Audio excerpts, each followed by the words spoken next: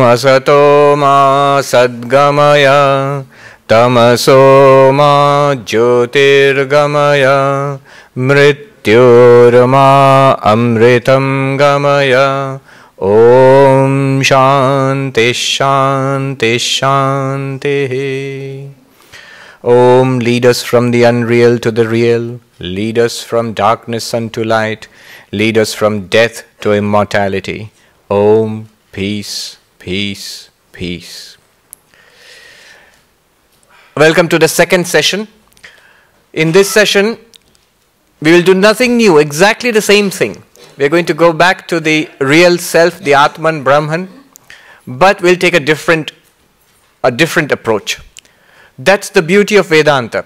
Each of the Upanishads contains a variety of approaches. If one doesn't work, the other will. There's a story about how Hanuman goes to Rama and asks, how can I be liberated?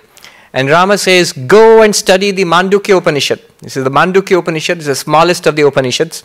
The Mandukya Upanishad is enough by itself to confer liberation upon those who are seeking liberation.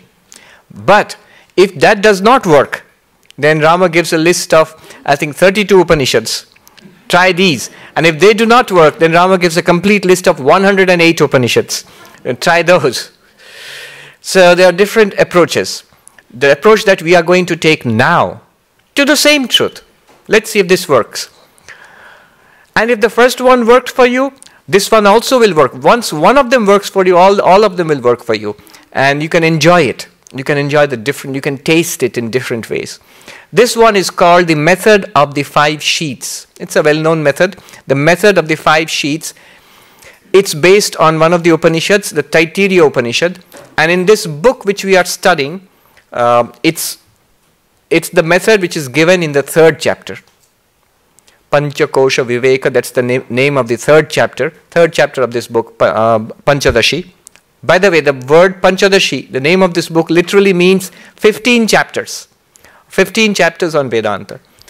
So each of the chapters takes a different approach to the same question, who am I? Now, the Panchakosha Viveka, this chapter is based on the Taittiriya Upanishad, one of the ancient Upanishads. In the Taittiriya Upanishad, in the 2nd section of the Taittiriya Upanishad, which is called Brahmananda Valli, which means the section on the bliss of Brahman, the bliss of Brahman. In that section, the first paragraph is so profound, it's so beautiful.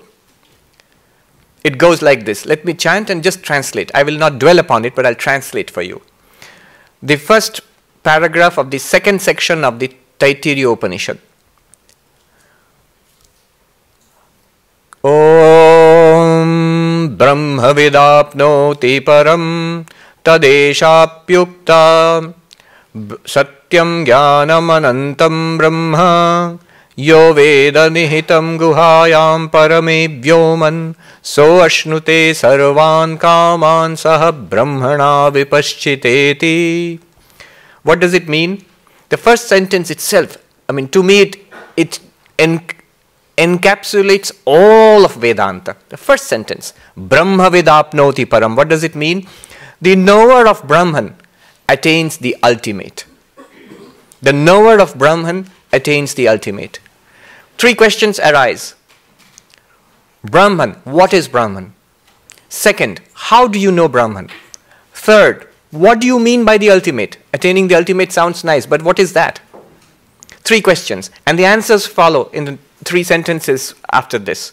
What is Brahman, the absolute reality? Satyam Jnanam Anantam Brahma. Brahman is infinite consciousness and existence. Brahman is infinite consciousness and existence. If you want an explanation of this, I have a talk which I gave 2 or 3 times. You'll find it, a couple of versions on the internet. It's called Defining God. It's about this one little sentence. Brahman is infinite consciousness and existence. So I'm not going to talk about that now. The next part is what we are going to talk about in this session. How do we know Brahman? How do we realize that we are Brahman? The second sentence tells that. What does it say? Yo Veda Nihitam Guhayam Parame Vyoman. You have to realize Brahman as residing within the sacred space of the heart. That bears repetition. Brahman, how do I know Brahman? It has to be known as within the sacred space of the heart, of the cave of the heart. That's the literal translation. That's just a fancy way of saying you have to realize Brahman as I am Brahman. Not God is Brahman, or not the universe is Brahman, or not the book or the table is Brahman. I am Brahman. That's the way to realize it. How do you do that? That's what we'll see today. But just for sake of completion, the third question was, yes, you actually are following me. We have a serious group here. Because often the audiences will go, yeah, what was the third question? The third question was, what is the ultimate? What will I get out of all of this? So ashnute sarvan kaman saha brahmana vipaschiteti. The one who realizes I am Brahman attains the fulfillment of all desires. All desires. Now be careful, it does not mean, does it mean that I'll attain the fulfillment of all desires, that I'll win the California state lottery and become a billionaire or at least a multi-millionaire, and I will get this very nice gluten-free body, and I'll get the latest iPhone, and my relationships will be perfect, I'll get a house overlooking the ocean in Santa Barbara, and I'll also get parking. And does that mean when all my desires will be fulfilled? This is what it means. It sounds great. No. I'm sorry, it doesn't mean that. What it means is, you see, what are we trying to attain through the fulfillment of all these desires? Our lifelong projects, this and that, what are we trying to attain? Complete peace and satisfaction and transcending suffering. That's basically what we're trying to attain. We might not give it such a grandiose name. I'm trying to transcend suffering and attain perfect peace. No. You might just say that I'm trying to make it through one more day of my life. But basically what we are trying to do is that. Trying to get some peace and joy and overcome suffering. Attaining Brahman, one attains ultimate peace and joy and transcends suffering forever. That's the promise. That's the promise. So in that sense, you reach the culmination of all desires. Because having attained that, there is nothing greater that you would like to attain. And having attained that, there is no sorrow in the world that can shake you. I'm quoting from the Gita. Na dukkhena gurunapi vichalyate. By the heaviest of sorrows, physical, relationship, worldly, financial, whatever, or all of them together, nothing can shake you once you are established in Brahman. And there is nothing more to attain. If good things happen, well and good. If they don't happen, fine, you've got the best of everything. So that is what's meant by attaining Brahman. But today that's not our subject either. Our subject is, how do I know Brahman? And the next paragraph after that shows you the way of the 5 sheets. The discernment of the 5 sheets. Remember, what did the section say? How do I attain Brahman? You have to see Brahman in the cave of your heart. What does the cave of the heart mean? And does it require bypass surgery or what? We will see. We will see. That's the next section which is coming up.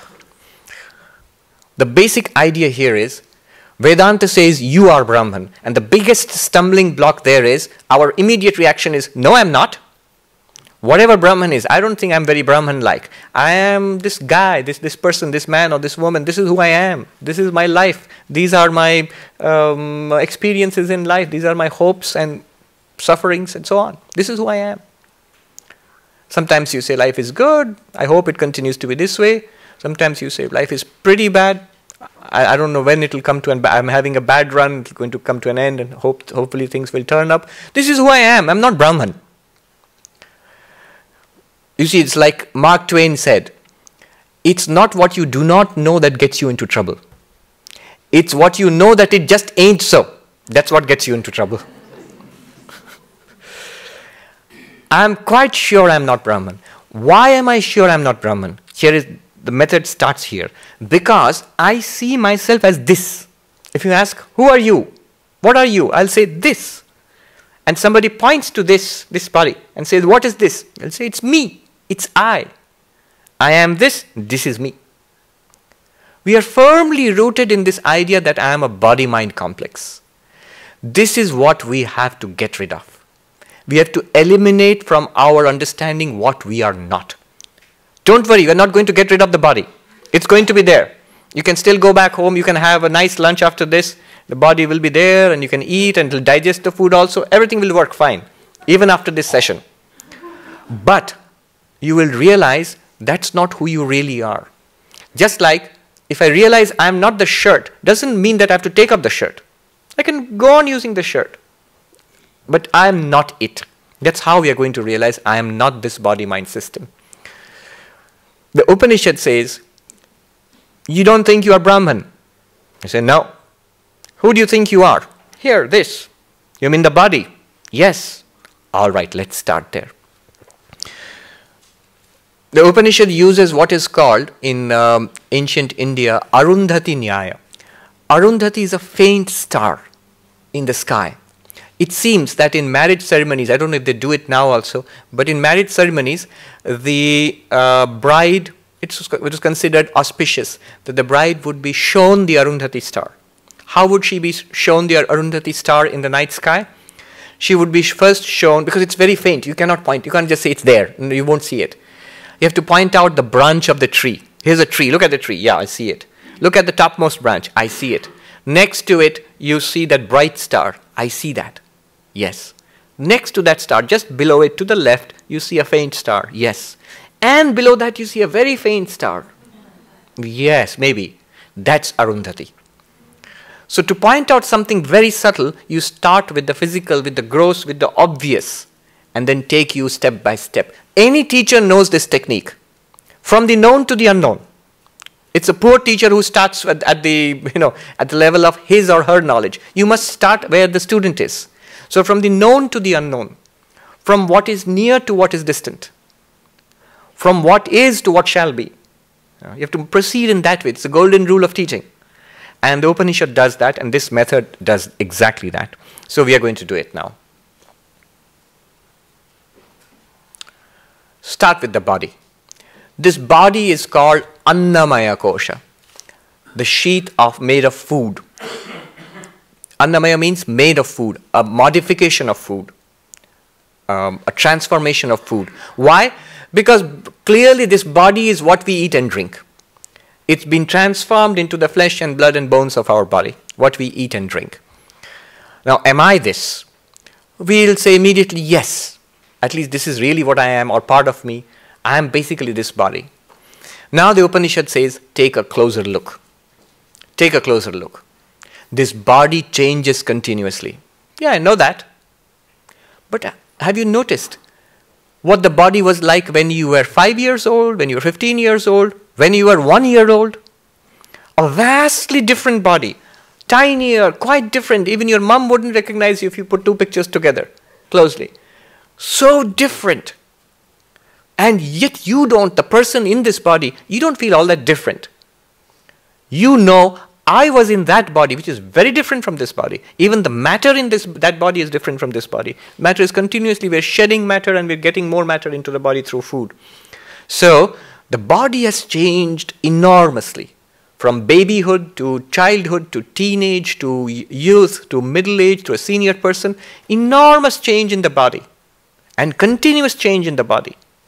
Yet, I have no doubt, I was the same person who used to be a baby, used to be a child, a teenager, a middle-aged person, and a senior person. Clearly, I am the same person. You don't think you have changed.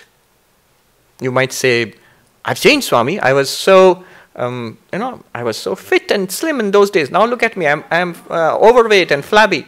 Body. So the body changes so much. You don't think, other than the changes in the body, you don't think that you have changed so much. That which changes and that which does not change, they cannot be one and the same thing. That which changes and that which does not change, at least does not seem to change, cannot be exactly the same thing. You, the indwelling self in this body, you apparently do not change, or at least not as much as the body does. And the body changes continuously. Because of this reason, you cannot be the body. One, I'll give you several reasons. These are not just intellectual arguments. First, see intellectually, does it make sense? Then, after that, not only intellectually, see it for a fact. Yes, I am an unchanging presence in a changing body. Second reason why I am not the body. Clearly, I experience the body. I am an experiencer, the seer of the body. It's an object in my experience. We saw that in the first session. The body is an object. I am the awareness in which the body appears. And sometimes it disappears at night. And so what do you mean, Swami, the body disappears? We can see the guy sleeping on the bed. You can see it, but the awareness, in the awareness of the dreamer, that body is not there. Is dreaming about something else. So, you are the experiencer and the body is the experienced. You are the seer, the body is the seen. The two cannot be the same thing. In Sanskrit, drishya and drashta. Drishya means that which is experienced. Drashta means the one who experiences. Because of this reason, you are clearly the experiencer of the body. You are in the body experiencing the body. And the body is an object of your experience. Second reason why you cannot be the body, because you are the seer and the body is the seen. Third reason, you are Chetana, the body is Jada, which means you are conscious, the body is insentient. You are sentient, the body is insentient. You can challenge that. You can say that, no Swami, the body is not insentient, it's clearly a conscious body. Yes, but the consciousness is your consciousness. I'll prove it to you. You can see it now. It's a startling proof. When you look at your hand, you can try it right now.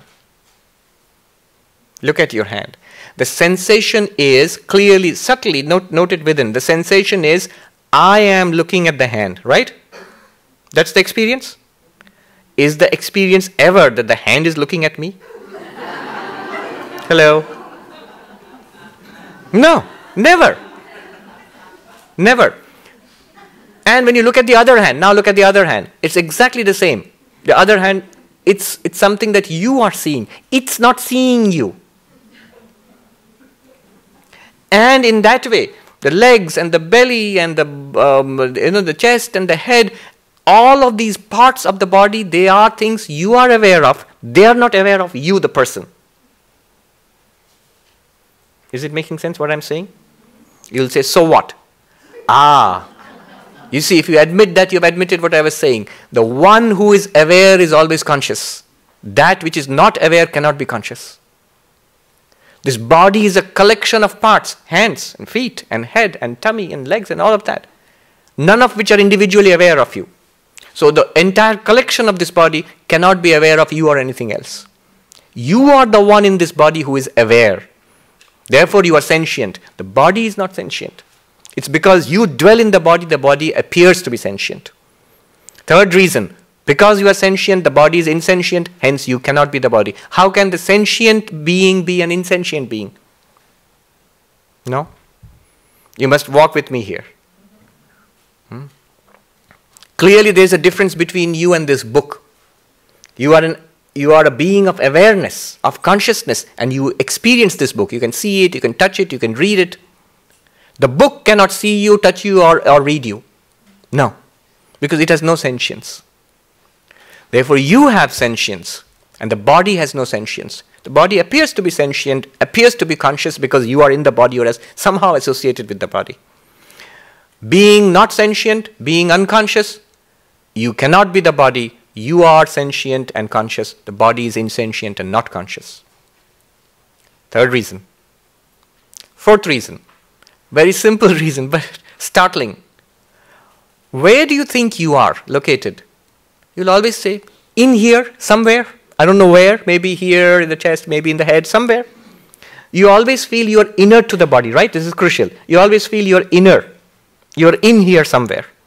From your vantage point, is the body outside you or inside you? Outside. You are in here somewhere. Right now, look at the feeling of your experience. You are in here, you are embodied. That's the word used. You are embodied. Not embalmed. Embodied. Not yet. You are embodied. in the body. And the body is something which encases you outside. That which is outer and that which is inner, how can they be one and the same? That which is outer and that which is inner, how can they be one and the same? You clearly perceive the self as being the inner self, the body as an outer covering. How can they be one and the same? You cannot be the body. And the fifth reason, you can just go on and on. The fifth reason, the body is clearly composed of parts. Hands and feet and head and tummy and organs and tissues and millions of cells. It's a composite working machine. You are not composed of parts. You'll say, oh, I am Swami. I have got hands and feet, body. I have got memories and ideas, mind. Apart from body and mind, do you have parts? You do not have parts. You always see yourself as one person, as one being. You don't think of yourself as a committee. Even people with multiple personality disorder, at any one time, they see themselves as one of the personalities, never as a committee. Yes, you are one. The body is a composite of many. How can one and the many be the same thing? No. 5 reasons, in case you've forgotten. You are unchanging, the body is changing. You cannot be the body. You are the seer, the knower, the body is the seen, the known. You cannot be the body. You are the sentient being experiencing the body is experienced. It does not experience you, it's insentient. How can the sentient and the insentient be the one thing? No, you cannot be the body. And then you have inner and outer. You distinctly feel you are in the body. The body is something external to you. You don't feel you are here, seeing the body here. No. You're in there somewhere. Therefore, the body is something outwards. It's an experience, phenomenologically. You see it, experience it in your life. Then the 4th one, you are one. You are an identity. The body is a composite. You cannot be the body. And when you say that, the Upanishad says, you're right. Then who are you? Let's look deeper. Let's look inside. Inside, deeper, subtler. I'm translating the Sanskrit. What do you find? In the body you find the life forces, prana. Prana. Breathing in, breathing out. The physiological forces which sustain the body, digesting food, blood circulating, breathing, and oxygen coming into the body, the carbon dioxide coming out, all the life forces surging within the body, which maintain the body as a living body. It's called prana. Are you prana? Question. Are you prana? Same reasons. Look at it. Does prana change? Yes, it does. Sometimes you are energetic, sometimes you are tired. Prana changes. Sometimes you are hungry, sometimes you are satiated. Sometimes you are breathing in, sometimes you are breathing out. The prana surges and ebbs in your body. You are the one who observes the breathing in and the breathing out. You are the one who observes the hunger and the thirst and the satiety. You are the one who observes, experiences the health and the illness. The changes in the prana are observed by you. Therefore, you are unchanging, the prana is changing. You cannot be the prana. The second reason, you are the seer and the prana is the seen. Isn't it true? Can you observe the prana? You should say yes, because all those Buddhist meditation techniques of following the breath, they would be out of business if you cannot follow the breath. Breathing in, breathing out. Breathing in, I am here. Breathing out, I am in the now. In the present, here and now. How you anchor yourself using the breath. Clearly you can observe the breath. Therefore you are the seer. In Vedanta, we are not interested in the breath. You can keep on breathing, it's highly recommended. But what we are interested in is the consciousness which is aware of the breath. Therefore, you are the awareness, you are aware of the breath. The breath is something that you are aware of. It's not you. Because you are the seer, it's the seen. Third, same logic. Is the breath sentient or are you sentient? You are sentient. The breath is insentient. You are consciousness. The breath is inert. By that I mean, when you are aware of the breath is not aware of you. These two arguments are similar. Seer and seen, sentient, insentient. They're linked, but they're different. The first argument is, It's an object, you are the seer of the object. The second argument is you are sentient, it is insentient. These are two arguments.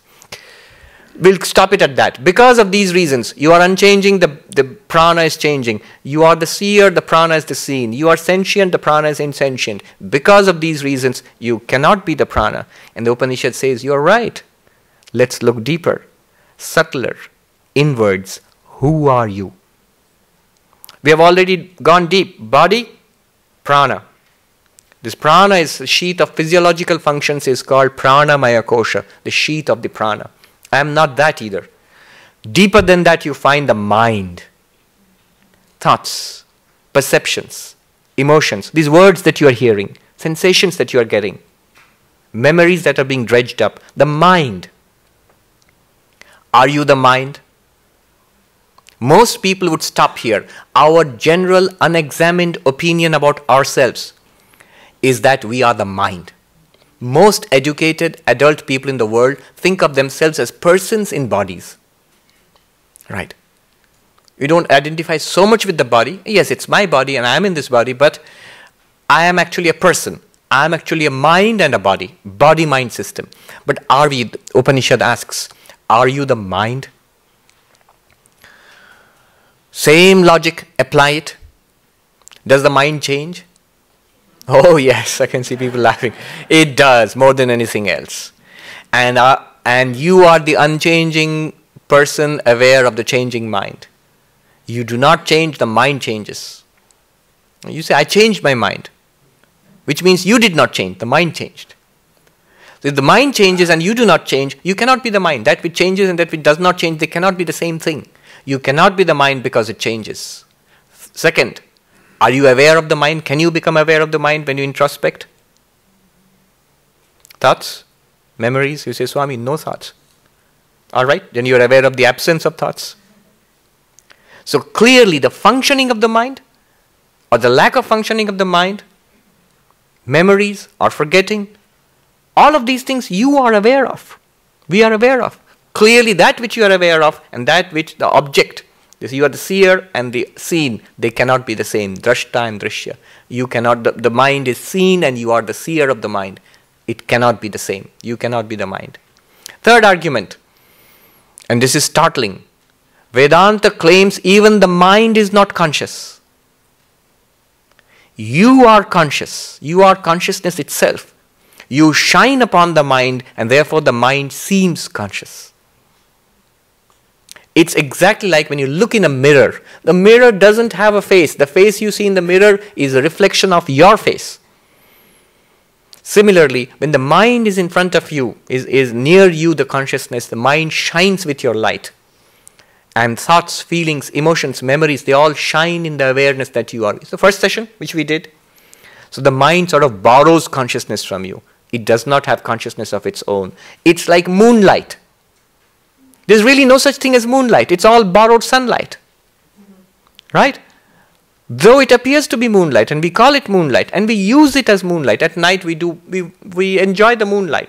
But it's just sunlight shining on the moon reflected to the earth. In the same way, the mind borrows consciousness from you. This pure consciousness.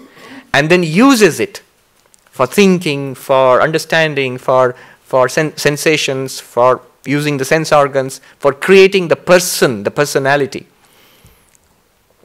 You cannot be the mind because you are the witness of the mind.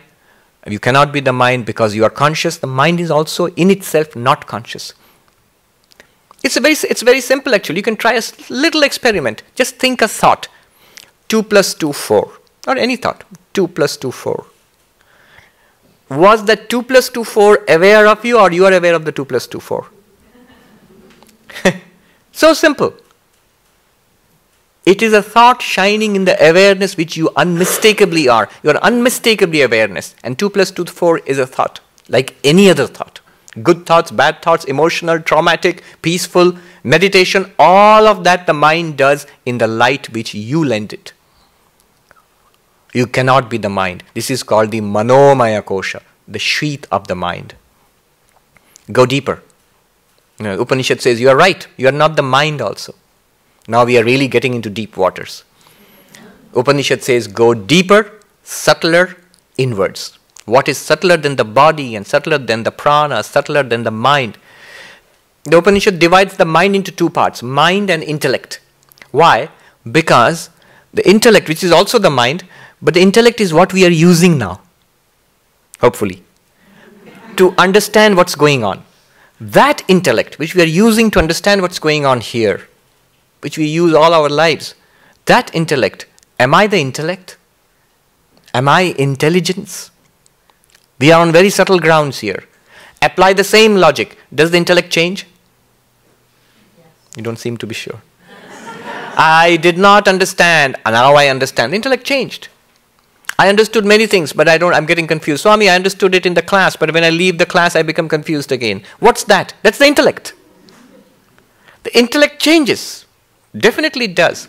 Understanding comes and understanding goes. Intelligence changes.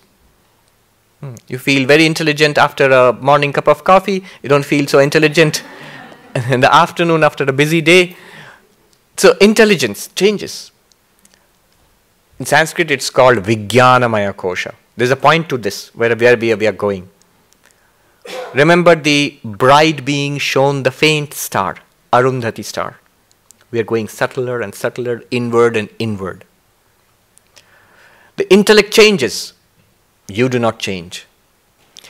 Is intellect something that you know? Yes. Remember all the feeling we had when we finally cracked a mathematical problem which we are struggling with as kids, and you say, I got it, I've done it. What happened? The intellect lit up and you experienced it. You are the experiencer of the intellect. You are the experiencer of the understanding of the intellect. You are the experiencer of the not understanding of the intellect. You are the experiencer of a sharp intellect. You are the experiencer of a dull intellect. You are not the intellect, you are its seer, it's the seen. I remember I'd gone to a university to give a talk, and then one of the mathematics professors, he told me, young professor, he said when he heard this, you know, Swami, it's something that we really, really need to hear. I have these seniors, professors, who were really good mathematicians in the prime of their youth, and mathematics, especially pure mathematics, is a young person's game. You know, the equivalent of the Nobel Prize in mathematics is the Fields Medal. And that's given for work done before 40. It's a young person's game. And so, he says, we have these brilliant mathematicians, but as they get older, the mind is not so sharp, not so quick. And they get so frustrated. They get so depressed and so sad. And they keep on writing papers which we know are basically trash. But it's so sad because their identity is so strongly intertwined with the intellect. It's not easy to give it, you're easy to disidentify with the body and say, it's a body, I am the owner of this body or user of this body. But it's very difficult to give up your ideas. The terrible wars that we have fought, from the wars of ideology to the coffee table fights you have between ideas that you have and another person whom you may love, but they hold a different idea altogether. Maybe political ideas, maybe ideas on religion. They're just ideas. There's something in the intellect. Very difficult to disidentify from. But clearly, they are the seen and you are the seer. You cannot be the same. And the same logic applies. Intellect is insentient. You are sentience. You are the awareness. The intellect is like a very subtle machine. Very, very subtle machine. But it's still a machine. It's not you. Suppose I feel very dumb. I don't understand what's going on. But am I still there or not? I'm there. I didn't disappear because the intellect is not functioning. I understand it. I feel very smart. It's the intellect which understood it. And I'm just lighting it up. The understanding in the intellect. You are sentience, the intellect is insentient. Because of these three reasons. You are unchanging, intellect changes. You are the seer, the intellect is the seen. You are sentient, intellect insentient. The Vijnanamaya, the sheath of the intellect is also not you. It's a covering. It's a sheath. You say, okay, let's go deeper. Upanishad says, okay, go deeper, subtler, inwards. When you leave the intellect and the mind and the prana and the body and go inwards, you will see, if you try it now, we will try it a little later in the meditation, you will find a blankness. You will find a blankness. Just nothing. Try it, you will see. If you do not see, if you do not notice your breathing, if you do not notice your emotions or memories, if you do not even notice the thinking, the understanding, just a blankness will come. That blankness is what we experience in deep sleep. In the Upanishad it is called Anandamaya Kosha, the sheath of bliss. Why bliss? I think maybe because ignorance is bliss, blankness.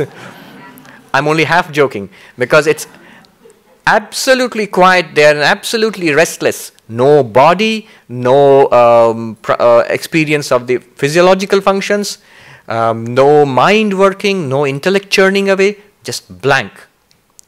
That quiet and peace, that's also something that you experience. That's not you. That blankness is not you. It's something that you experience. We experience in deep sleep. It's called the Anandamaya. It's not you also, because it comes and goes, one.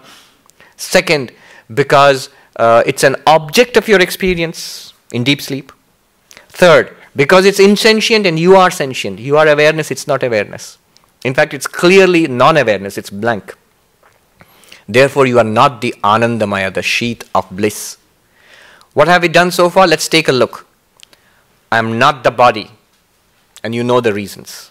Go deeper, the breath, prana. I am not the prana, you know the reasons.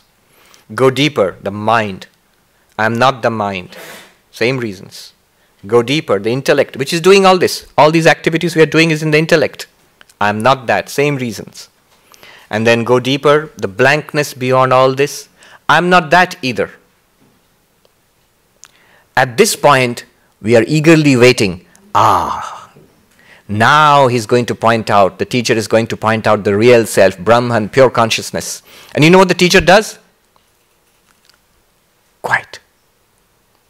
Nothing. And the student gets confused. Where is the Atman then? You just shown me that I am not the body. I am not the prana. I am not the mind. I am not even the intellect. I am not even the blankness beyond all of these. Then where am I? Where is the real self? Where is this Atman, Brahman, the blessed thing you're going to point out? Where? And the teacher keeps quiet. At this point, a story becomes relevant. Listen to the story, and then I'll show you how to apply the story. We'll apply it in meditation. The story is the well-known story of the 10 friends who crossed a river. When they crossed a river, they thought, have we all crossed over or did somebody drown? Let's count. And one of them made the others line up and counted. 1, 2, 3, 4, 5, 6, 7, 8, 9. Oh my God. 1, 2, 3, 4, 5, 6, 7, 8, 9. Oh, the 10th person is drowned. The other said, you're not doing it right. Let me count. 1, 2, 3, 4, 5, 6, 7, 8, 9. You're right. Our friend, the 10th person, is dead. And they started crying. And this wise person who walks by says, why are you crying, my friends? Oh, sir, we were 10 people, 10 friends crossing the river, and our poor friend, the 10th person, drowned. This person must have counted and seen there were 10 persons. How do you know the 10 persons drowned? The 10th person is dead? We counted. And they were crying. And this wise man said, don't cry, my friends. The 10th person is alive and well. Where? Relax. I'll show you. This is what the Guru does. You are an immortal self, existence, consciousness, bliss. Or if you are for dualistic persuasion, believe God exists. Where? Wait, I'll show you. I'll show you. How? The wise man said to them, line up and you count. He told one of them. We have already counted. No, just humor me. Show me. So he counted and follow this carefully. 1, 2, 3, 4, 5, 6, 7, 8, 9. And the wise man took his hand and turned it around towards him and said, thou art the 10th. Dashamastvamasi. Thou art the 10th. 10. And this guy goes, wait a minute. 1, 2, 3, 4, 5, 6, 7, 8, 9 and 10. Oh, wow. The 10th person is alive. And the others said, let me do it. And 1, 2, 3, 4, 5, 6, 7, 8, 9 and 10. Oh, the 10th person is alive. Now, we may well laugh at them, but that's exactly what we are doing. How? Let's apply this. This is incredible actually. The story is so deep. Tell me, what was the problem that the person faced while counting? He could not find the 10th person. Why couldn't he find the 10th person? He was looking in the wrong place. Where was he looking? Where? 1, 2, 3, 4, 5, 6, 7, 8, 9. And he expected there will be a 10th person. Follow this. Why did he look outside? Because he found the first 9 persons outside. So he's naturally, whatever he has counted is outside. He's naturally led into believing the 10th person must be outside. All that we experience through consciousness, in consciousness, is an object of consciousness. Follow this. Everything that we have experienced in life is an object of consciousness. But consciousness itself is not an object. We are trained to look outside. Even if we say, yes, I am looking for the pure subject, we are still looking for an object. We continuously miss the pure subject because it is our habit from life after life to experience objects. They may be physical objects, they may be mental objects, intellectual objects, emotional objects. What's a physical object? Like a body or this table. What's a mental object? A thought. Emotional object? A feeling, happiness. Intellectual object? Understanding something or not understanding. Memory. They are all objects. And we have been trained to, have a habit of looking for an object. Now, when the Upanishad tells us you are pure consciousness, what do we try to do? We start looking for pure consciousness. Where do we look? As an object. You're never ever going to find it. This beautiful saying, God is the one looking through the eyes looking for him. O Lord, thou art the one who is looking through the eyes which are looking for you. You'll never ever find it. Now when you don't find it, the reaction will be, it doesn't exist. There's no such thing. And the student says to the master, so I'm not the body, not the prana, not the mind, not the intellect, not the blankness beyond the intellect. So the Atman doesn't exist, the self doesn't exist. And the teacher says, if the self doesn't exist, then you don't exist. Do you think you don't exist? I exist. Then what am I? What do we have to do? What we are doing is, we are looking at the body, then we are looking inward, subtle at the prana, inward, subtle at the mind, inward, subtle at the intellect, subtler than that, the blankness beyond the intellect. Then we are looking for something very subtle which we will find as the Atman. No. What is the Atman? Like the 10th person, it's the one which was looking and counting. What was that? You can never objectify it, but it's you. What you have to do now is, we'll do it in the meditation. We will try to locate this not as an object. Remember, it will never be an object. We'll locate it as the subject of all objects. As that witness which witnesses the body, the prana, the mind, the intellect, and the blankness beyond the intellect. But not a thing. The 2 great mistakes are to look for the Atman as a thing, number 1. The second great mistake is to say the Atman does not exist, it's nothing. Thing? No. Nothing? No. I call it no thing. In the Upanishads, when it is said neti neti, not this, not this, by not this, it eliminates every object. Whatever you can think of, conceive of, imagine, experience in life, everything eliminated. It's not you. And the next not this, then it's nothing. Not that either. Not that either. What is that which is not an object and not nothing also? Right. Now we shall go into the meditation. And same way, this time we shall go into the cave of the heart. According to Adi Shankaracharya, he interprets the phrase cave of the heart as the cave of the intellect, understanding. In the cave of the intellect shines pure consciousness. That's what we are trying to locate. According to this author, Vidyaranya, he says the cave means this entire system of 5 sheets. Body, prana, mind, intellect, the blankness beyond that, the sheet of bliss. Annamaya, Pranamaya, Manomaya, Vijnanamaya, Anandamaya. These 5 sheets, he says this is the cave. It's like a cave complex. A cave complex. And deep inside it, you don't have to be scared. There's no lion sitting there deep inside it. It's you. The real you. But it's not an object. All right. We shall follow this to find out our true self in the cave of the heart.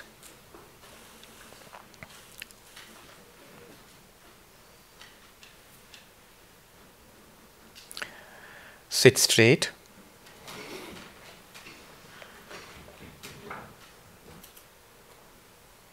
Before that, I think one or few of you looked quizzical, so we can have 1 or 2 questions, I think. Yes, I know people are so I haven't forgotten the question answer session.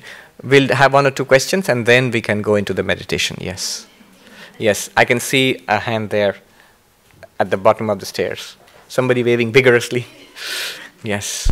All right, a few questions. Thank you. We have time. My question is this. The difficulty is getting past that mind intellect, because even to think I am not the mind, I'm not the intellect, you're using the mind to think that. Right. How do you get past that? I don't know about this blankness. Even to think blankness is a thought. It's using the mind. Correct. Now, did you get her question? It's an important question. Even to transcend the mind or the intellect, you're still using the mind and the intellect, right? I am not the mind, clearly. This is an understanding in the intellect itself, right? So, ultimately, isn't the Atman the intellect? Isn't it a thought? Isn't it an idea? Isn't it a concept? How can you talk about something transcending the intellect? Good question. The answer is simple but a bit subtle. You have to follow this. Consciousness uses the intellect. It is not the intellect. I'll give you an example. The example is simple, but it answers your question. The example is this. When I say, I am happy, or I feel happy, I say that. I'm using my tongue.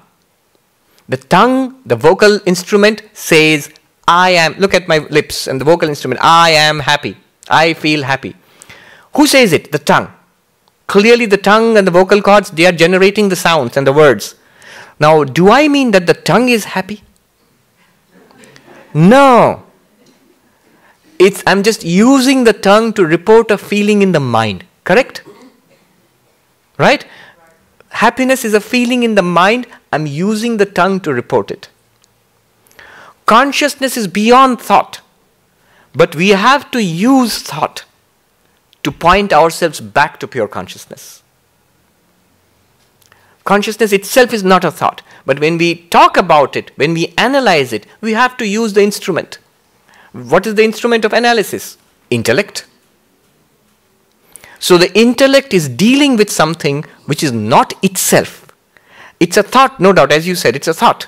Pure consciousness, it's a thought. But the thought points at something.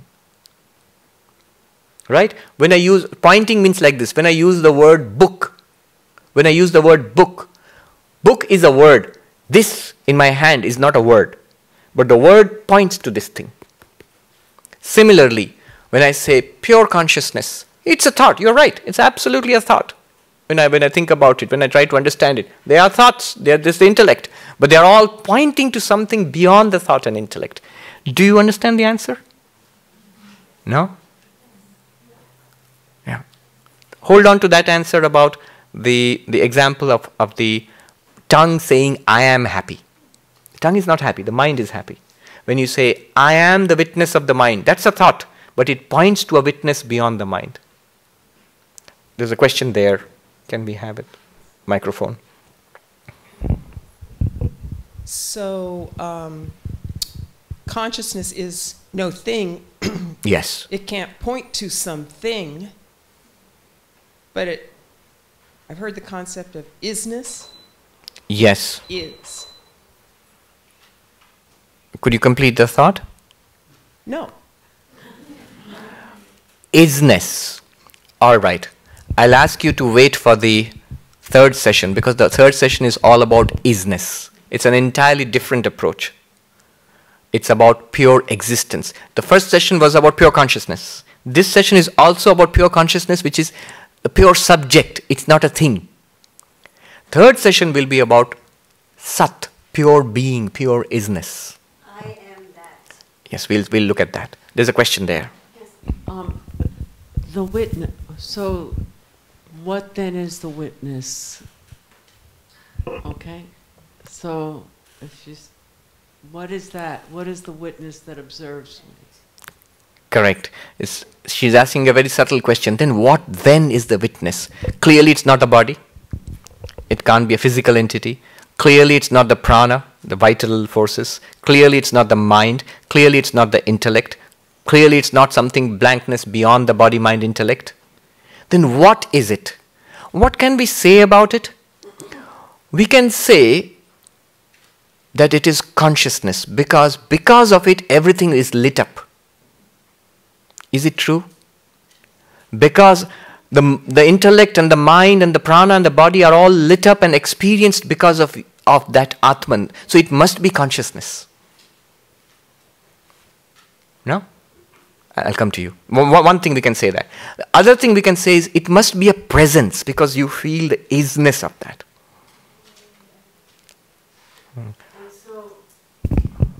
When you sit, when you meditate, you're just aware. You're aware, that the presence. Yes. And then sometimes it merges in the body.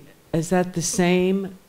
It doesn't merge in the body. What happens is you can experience it in the body. it experiences the body, but the real problem is not experiencing the body. The real problem is forgetting that presence and taking yourself to be the body. The real problem is forgetting the Atman, the presence, the witness, and taking yourself to be the body. I am the awareness. In my awareness, a body appears and functions. No problem at all. But I am a body. Oh, all problems come to you then. Right? I am a body in awareness, or the body is in awareness which I am. No problem. But I forget the background awareness and I say, I am the body. You see the difference between this? I am awareness with a body. That's all right. I am a body with awareness. Big problem. We normally think of ourselves as bodies with some kind of awareness. So it's better than to think be more experienced of the witness and rather than the other way. Right, that's what I'm trying to do.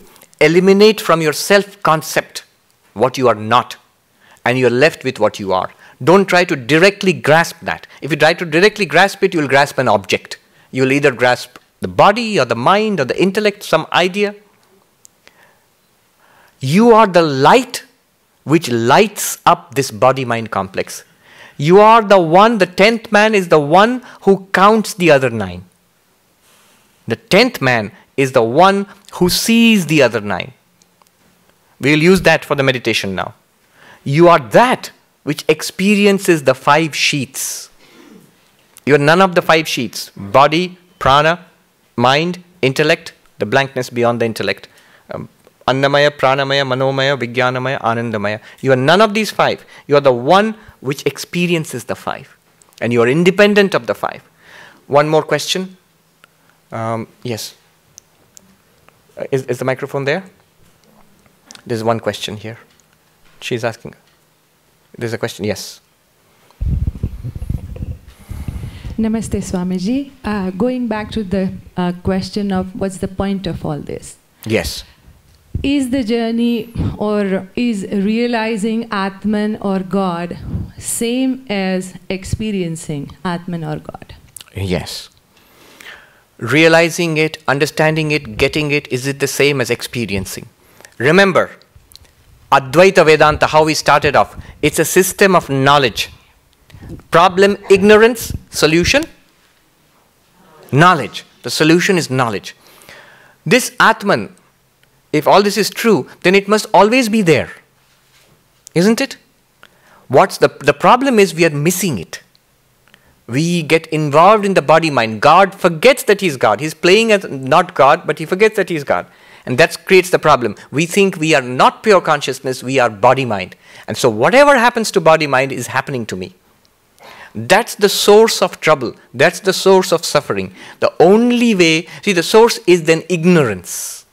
It's not that you are a body and you have to become pure consciousness. No. It's not that the 10th person is dead and has to become alive now. No. The 10th person just has to recognize himself as the 10th person. Then the problem is solved. You have to recognize that you are the unchanging pure consciousness, immortal. Then the problem is solved. Think about it. Every unhappiness remains at the level of the mind or the body. Still the body will persist for some time until death of the body. And you can continue to deal with the problems of the body as they arise. But you are safe. Do you see how this puts you in an invulnerable position? Wittgenstein used to say that religion is the search for absolute safety. It's absolute security. There is, and it's possible, absolute safety is possible in the self which you are, the pure consciousness. Nothing can touch it. It's because of the light of that everything else is lit up. Okay. You have a comment? Yes, one more follow-up on the same thing. If the quest is to detach ourselves from this tiny identity and merge into the Brahman or Atman that we have, yes, that can be actually, I mean, based on my personal experience, it can be experienced right now through many other, let's say, senses, our eyes or our ears, listening to a grand music piece or watching a beautiful landscape.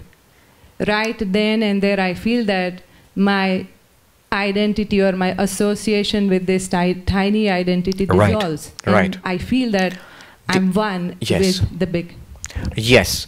These are mystical experiences. They are artistic experiences. We have them. But you know what Advaita would say to that? It does not correct the fundamental error. You get a remarkable experience of oneness with nature. And they are true experiences. But it does not solve your problem, because the deep-rooted understanding is, I am a human being enjoying nature and feeling one with nature. The root problem is, I am a human being, this body and mind. That is not corrected. For the time being, I get a nice feeling. The moment the feeling is gone, the freeway is there, the mortgage is there, the kids have to be sent to school, the body is suffering, all that remains. But whereas in this method, you know what this method does? It shifts your identity. It shifts your identity from a body with awareness to an awareness experiencing a body. I'll repeat that. Who am I? We first say, before Vedanta, we say, I am a body with consciousness. Now, after Vedanta, when I do the 5 sheets and go deeper and deeper, I am consciousness experiencing this 5-sheathed complex called the body. I am consciousness. I am not the body. This shifting of the reference of the I, is what Vedanta accomplishes. It's not a new experience. We'll take the question later. Now we'll go into the meditation. All right.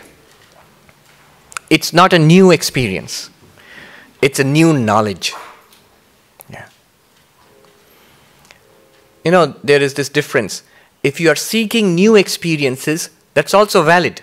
After all, Ramakrishna had remarkable experiences. That's called the way of the mystic.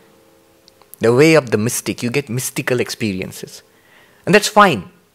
But this is the way of knowledge, where you see what you are in itself, what the reality is. And that sets you free. That sets you free. All right. Sit straight and relax. Don't fight it if you feel like cupping or it's an itch. Don't fight it, just relax. Sit straight. Put your hands on your lap. Breathing normally.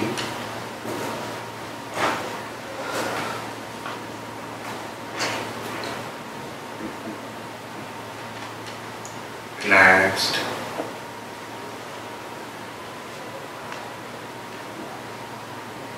Lower body, both legs relaxed. Waist relaxed. Upper body relaxed, both arms relaxed, neck relaxed, relax the head, back of the head, top of the head. Relax the face, all the facial muscles, tongue inside your mouth, relax. Whole body relax, breathing normally.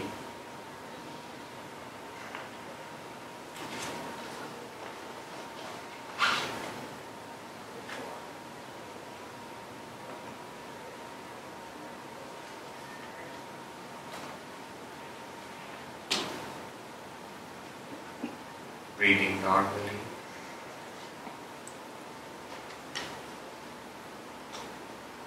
Now I'm going to lead you through a series of exercises.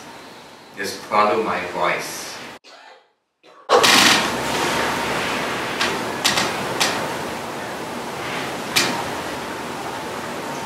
Clench your fist in your lap. Clench it a little bit. Note the sensation. Relax the fist. Tell yourself, that's my hand. Those are my hands. Do it again. Clench the fist and relax. Label it hand. Label it body. It's an object. I am aware of it. It's not me. Breathe in and breathe out. Relaxed way, breathe in and breathe out. Note the sensation of breathing in. You may note it at your nose or at your belly. And the sensation of breathing out. Label it. That's the prana. It's an object. I am aware of it. I am aware of the breath coming in. I am aware of the breath going out. It's an object. I am not it. It's something I am aware of. It's not me. To go deeper, the sound of my voice, other sounds. These are sensations, part of your mental sensory system. Clearly you are aware of the sensations. You are aware of the sounds. You are aware of the sensations of the body. You are aware of alertness or dullness, energy or tiredness in the mind, alertness. All these you are aware of. They are the mind, the thoughts which come in and go out. You hear my words. That's the mind.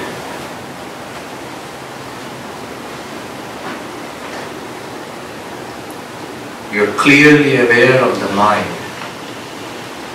Sometimes there are thoughts, memories, things to do, discomfort. They are all thoughts in the mind. You are aware of them. Tell yourself, I am not the mind. This is the mind. I am not the mind. I observe the mind.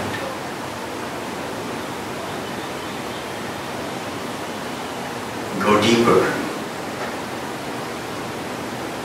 Note it. The intellect which you are using right now, the power which you are using right now to understand all this and do all this, the intellect, the bright faculty of understanding, of knowing. Clearly, you are aware of that also. It's an object.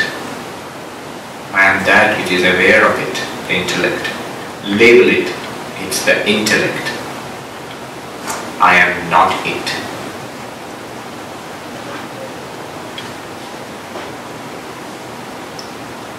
Beyond that, beyond the understanding, beyond knowing, if you try to see anything, if you try to reach further, there is nothing. Whatever comes up is either the body, or the breath, or the sensations and thoughts, or the intellect.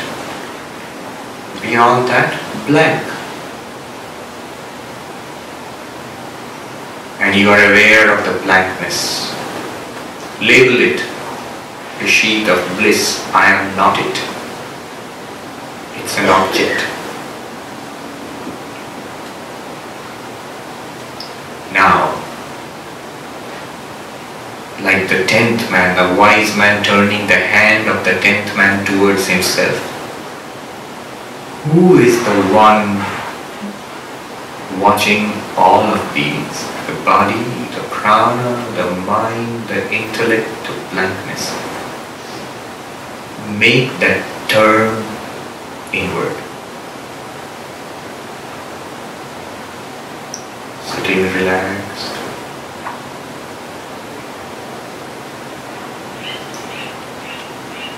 Anything that arises, a sound, label it sound. Who is watching? A feeling in the body, label it body. Who is watching?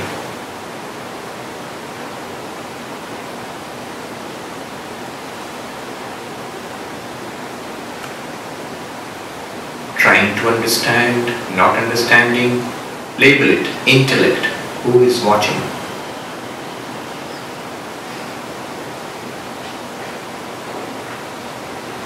Am I doing it right? Am I not doing it right? Mind. Label it. Who is watching?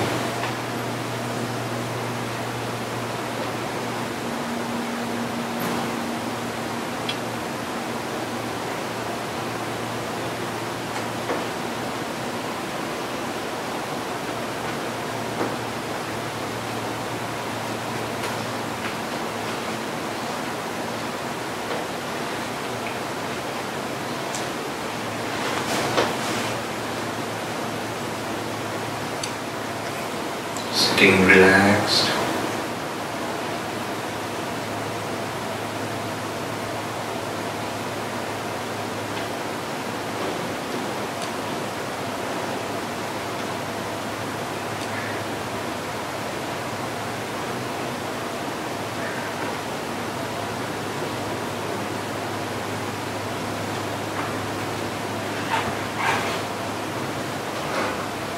Breathing normally.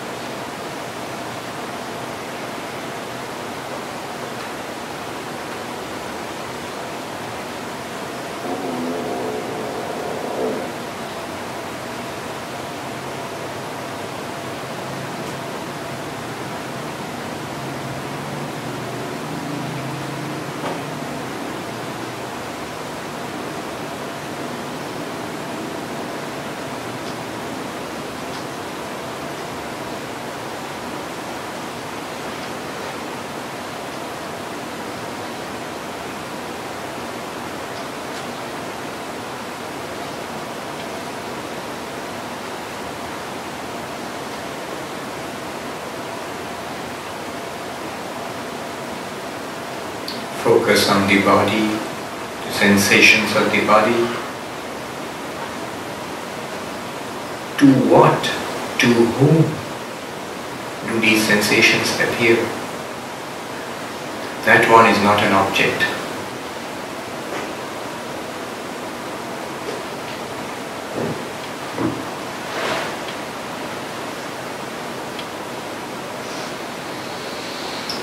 I will chant Om 3 times. And slowly open your eyes, looking down first, don't look up. Om.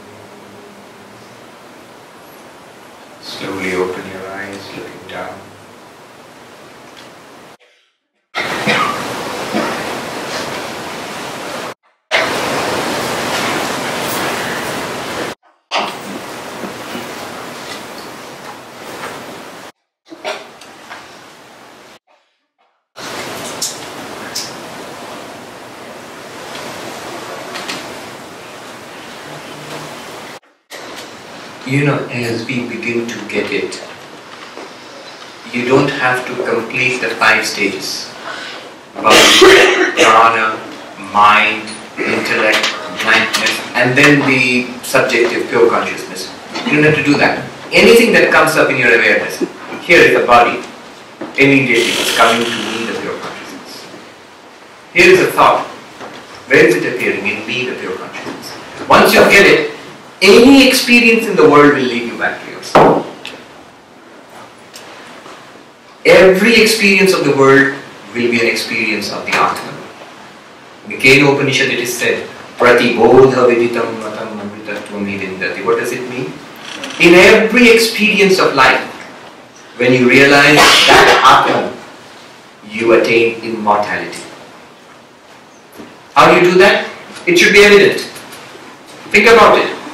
All the 9 he counted, isn't it the same, the 10th person who's counting all the 9? Whatever they are, whoever they are. Whether it's the world outside, the body, or the prana, or the mind, or the intellect, or just nothingness.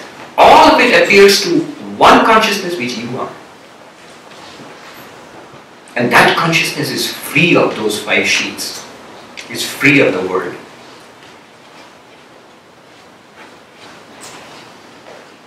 You say, can't be that easy. You're talking yourself into enlightenment. Then if it's not that easy, take your time. You can do a lot of yoga, you can practice a lot of meditation, you can do a lot of spiritual practices all night long, and many nights also if you want. You come back to this point. Ultimately you'll come around to this point. The Guru says, when the student goes to the Guru in the Himalayas, the Guru will tell him first, will try the highest. That thou art. What? What's that and what's thou? I don't understand it. Alright. Go and study the Upanishads and think about it, reason about it, meditate upon it. Does it for years together. I've learned all the Upanishads, but I'm not enlightened yet. Okay, go and do meditation. Practice Patanjali Yoga. Sit straight, and this is how you sit, this is how you breathe, this is how you withdraw from the world outside, this is how you concentrate. I fall asleep when I try to do that. Okay, Karma Yoga for you. Go and serve people who do good deeds in the world. Cleanse the mind. You see, the work really starts there. Why it's difficult? People ask, if it's so easy, everybody could be enlightened. Actually, when you begin to get it, what we are talking about, the first reaction is it can't be that easy. Always there, always available. Anytime you want it, you can be enlightened. But it can't be that easy. Why aren't more people enlightened? The reason is that the work starts at the level of purity of the mind. You say, I want to be enlightened, I want to know that I am the Atman, I want to chant and sing Chidananda Rupa Shivoham, I am of the nature of Shiva, I am of the nature of bliss. But I can't. Why not? Because the impurity of my heart binds me to the world. It binds me to the 9. It doesn't allow me to turn my attention back towards myself. It's something hateful, something very attractive, and I'm caught.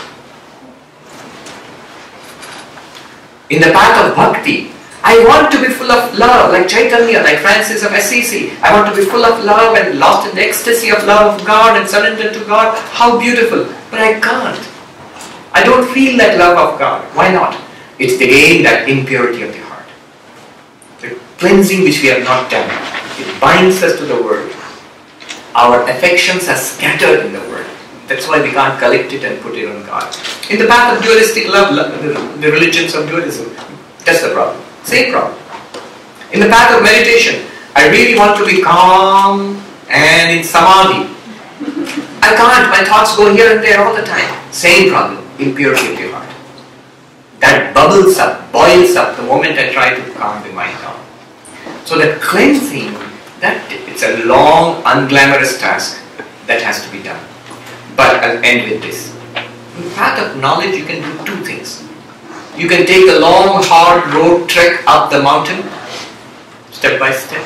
That's one way most of us are doing. But if you get the insight right now, if you've got the insight today, You can relax knowing that you are Brahman and carry on with the project of cleansing the mind, concentrating the mind, cultivating love and devotion, a beautiful life. Cultivate that with absolute relaxation and safety. Because you know you're already Brahman. From that point of view, have a wonderful life. Be absolutely happy. Nothing ever can touch you. And all spiritual practices can be continued with the greatest vigor and greatest enthusiasm. What will they do for you then? Prayer and meditation and good works. They will allow you to enjoy this, what we have been talking about. It will become more and more real. It will become more and more stable. And it will help to remove sufferings in life. One teacher told me, south of India, he said, if you come to Advaita with a clean mind and heart, purified self, then this very teaching will liberate you here and now. Nothing more remains to be done.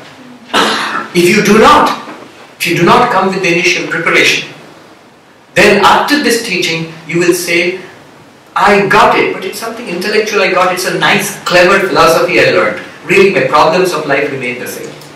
That's what you will feel. You see, the difference is not in the teaching, not in the realization also. The difference is in the preparation. The mind and the body do not obey your realization. You are at war with yourself. Your body and mind have their own agenda. That has not been cleaned up. They are not yet responsive to you. That's what makes it difficult. Otherwise, it's a wonderful thing to know this, to be centered in this, and then live your life. You will find a lot of calmness.